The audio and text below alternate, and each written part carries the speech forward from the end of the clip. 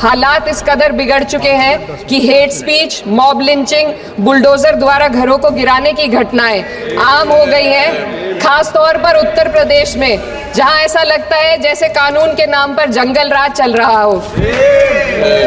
संभल में जो हुआ वो सबके सामने है। पुलिस के संरक्षण में निर्दोष लोगों की हत्या की गई और सरकार ने चुप्पी साध ली। अल्पसंख्यकों पर हिंसा बढ़ती जा रही है, मगर सत्ता में बैठे लोग या तो आंखें मूंदे हुए हैं या फिर इन घटनाओं को बढ़ावा दे रहे हैं। हद तो तब हो जाती है जब न्यायपालिका की बात भी अनसुनी कर दी जाती है। सुप्रीम कोर्ट ने मॉब लिंचिंग पर 11 सूत्रीय निर्देश जारी किए थे। इसमें साफ कहा गया था कि राज्य सरकारें और पुलिस इस तरह की घटनाओं को रोकने और दोषियों पर सख्त कार्रवाई करने के लिए जिम्मेदार हैं, लेकिन आज भी इन निर्देशों पर अमल नहीं हो रहा है। हाल ये है कि मॉब लिंचिंग को रोकने की बजाय सत्ता में बैठे लोग आग में घी डालने का काम कर रहे हैं। उनकी जुबान से ऐसी बातें निकलती हैं जो नफरत को और बढ़ावा देती है। माननीय श्री इकरा चौधरी जी। धन्यवाद सभापति महोदय, आपने मुझे इस विशेष चर्चा पर बोलने का मौका दिया।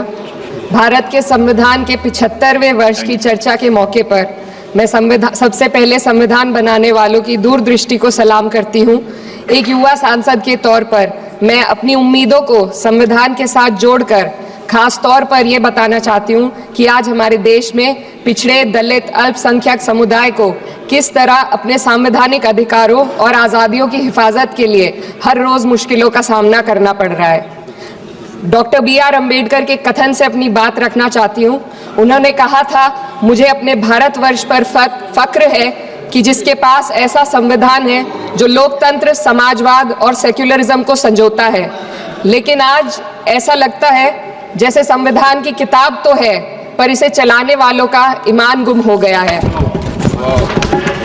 आज हिंदुस्तान में हर वर्ग को किसी न किसी चुनौती का सामना करना पड़ रहा है, मगर अल्पसंख्यक, खासतौर पर मुसलमानों पर जो कहर टूटा है वो किसी से छुपा नहीं है। ये लोग सिर्फ अपने मजहबी पहचान की वजह से निशाने पर हैं। संविधान का अनुच्छेद 15 कहता है कि किसी भी नागरिक के साथ धर्म, जाति या किसी और वजह से भेदभाव नहीं होना चाहिए, लेकिन हकीकत इसके उलट है।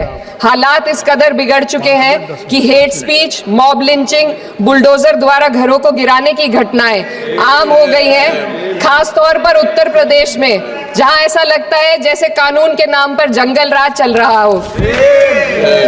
संभल में जो हुआ वो सबके सामने है। पुलिस के संरक्षण में निर्दोष लोगों की हत्या की गई और सरकार ने चुप्पी साध ली। अल्पसंख्यकों पर हिंसा बढ़ती जा रही है, मगर सत्ता में बैठे लोग या तो आंखें मूंदे हुए हैं या फिर इन घटनाओं को बढ़ावा दे रहे हैं। हद तो तब हो जाती है जब न्यायपालिका की बात भी अनसुनी कर दी जाती है। सुप्रीम कोर्ट ने मॉब लिंचिंग पर 11 सूत्रीय निर्देश जारी किए थे। इसमें साफ कहा गया था कि राज्य सरकारें और पुलिस इस तरह की घटनाओं को रोकने और दोषियों पर सख्त कार्रवाई करने के लिए जिम्मेदार हैं, लेकिन आज भी इन निर्देशों पर अमल नहीं हो रहा है। हाल ये है कि मॉब लिंचिंग को रोकने की बजाय सत्ता में बैठे लोग आग में घी डालने का काम कर रहे हैं। उनकी जुबान से ऐसी बातें निकलती हैं जो नफरत को और बढ़ावा देती है। ये अशांति अब इतनी गहराई तक फैल चुकी है कि हमारे समाज के धर्मनिरपेक्ष चरित्र पर गंभीर सवाल उठ रहे हैं। साल की शुरुआत में ही कई राज्यों में दुकानदारों को अपने नाम बोर्ड पर लगाने के लिए मजबूर किया गया।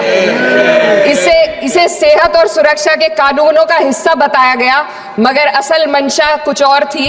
ये कदम खास तौर पर मुसलमान दुकानदारों को निशाना बनाकर उठाया गया ताकि उनकी रोजी रोटी पर चोट की जाए। पिछले हफ्ते मुरादाबाद में एक मुस्लिम डॉक्टर को हिंदू बहुल्य मोहल्ले में घर खरीदने पर विरोध झेलना पड़ा। वजह बताई गई कि इससे मोहल्ले की सामाजिक शांति बिगड़ जाएगी। अब आप ही बताइए, क्या ये वजह सही है, जायज है? असल में ये छोटी बड़ी घटना इस बात का सबूत है कि सांप्रदायिकता को बढ़ावा देने वाले बयान और नीतियां हमारे समाज को अंदर से खोखला कर रही हैं। उत्तर प्रदेश में यति नरसिंहन ने बेहद घटिया बयान दिया, लेकिन सरकार इन बयानों पर कोई कार्रवाई नहीं कर रही। हेट स्पीच न केवल जनमानस के विचारों को प्रदूषित करती है, बल्कि इससे अब संवैधानिक पदों पर बैठे लोगों को भी प्रभावित कर दिया है। अभी हाल ही में माननीय उच्च न्यायालय इलाहाबाद के माननीय न्यायाधीश ने ऐसे बयान दिए जिसका संज्ञान खुद सुप्रीम कोर्ट को लेना पड़ा। संविधान के अनुच्छेद 29 और 30 ने अल्पसंख्यकों को उनके मजहबी और सांस्कृतिक हक दिए हैं ताकि वो अपनी पहचान को बचा सके और अपने संस्थान चला सके, लेकिन आज उन्हीं हकों पर हर तरफ से चोट की जा रही है। वक्फ जैसे बिल लाकर उनके धार्मिक अधिकारों को छीनने की कोशिश की जा रही है। आज अल्पसंख्यक समुदाय को संविधान द्वारा दिए गए अपने बुनियादी अधिकार पाने के लिए लंबी लड़ाई लड़नी पड़ रही है। ऐसे कई मामले अदालत ने न्याय देकर संविधान की रक्षा की है, लेकिन अदालती प्रक्रिया में जो समय लगता है उसकी वजह से देश के सामाजिक ताने बाने को भारी नुकसान उठाना पड़ता है। मिसाल के तौर पर इलाहाबाद हाई कोर्ट ने 2004 के मदरसा एक्ट को रद्द कर दिया था, जिससे मदरसों के संचालन पर सवाल उठे।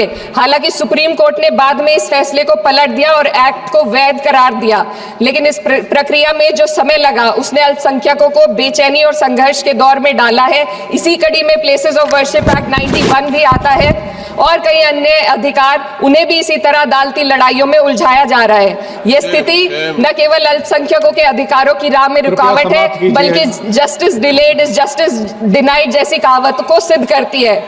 मैं इस सदन से दुनिया भर के अल्पसंख्यकों की आवाज उठाना चाहती हूँ, खास तौर पर हमारे पड़ोसी देश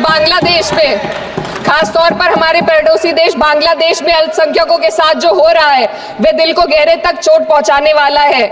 उनकी जान माल की हत्या की जा रही है। बांग्लादेश हो या हिंदुस्तान हो या कोई और देश, अल्पसंख्यकों की सुरक्षा, इज्जत और अधिकारों की हिफाजत हर सरकार की सबसे पहली जिम्मेदारी होनी चाहिए। मैं इस सदन से अपने देश के अल्पसंख्यकों के साथ बांग्लादेश के पीड़ित अल्पसंख्यकों की आवाज को एक साथ उठाना चाहती हूँ। ये वक्त की पुकार है कि हम सब मिलकर ये सुनिश्चित करें कि किसी भी इंसान को उसकी पहचान या मजहब के कारण डर कर जीने पर मजबूर ना होना पड़े। जहाँ हक छीने जाते हैं वहाँ अमन खो जाता है। ये बात हर सरकार को समझनी चाहिए। अगर हम सच में अपने संविधान का सम्मान करना चाहते हैं तो हमें नफरत और भेदभाव को खत्म करना होगा। हमें ये दिखाना होगा कि ये मुल्क हर वर्ग, हर जाति, हर धर्म और हर समुदाय का है, और जब तक ऐसा नहीं होगा तब तक संविधान की आत्मा सिसकती रहेगी। सर, अपनी बात को खत्म करते हुए मैं एक शेर अर्ज करना चाहती हूँ। ये दाग दाग उजाला, ये शब गजीदा शहर, वो इंतजार था जिसका ये वो शहर तो नहीं। लेकिन अगर इस सदन में बैठे हम सभी सदस्य ये ठान ले कि हमें संविधान के मूल्यों को लागू करना है और उसे लागू करने का प्रयास करें, तो वह सुबह जरूर आएगी जिसके लिए लाखों भारतवासियों ने अपने जानों की कुर्बानी दी थी।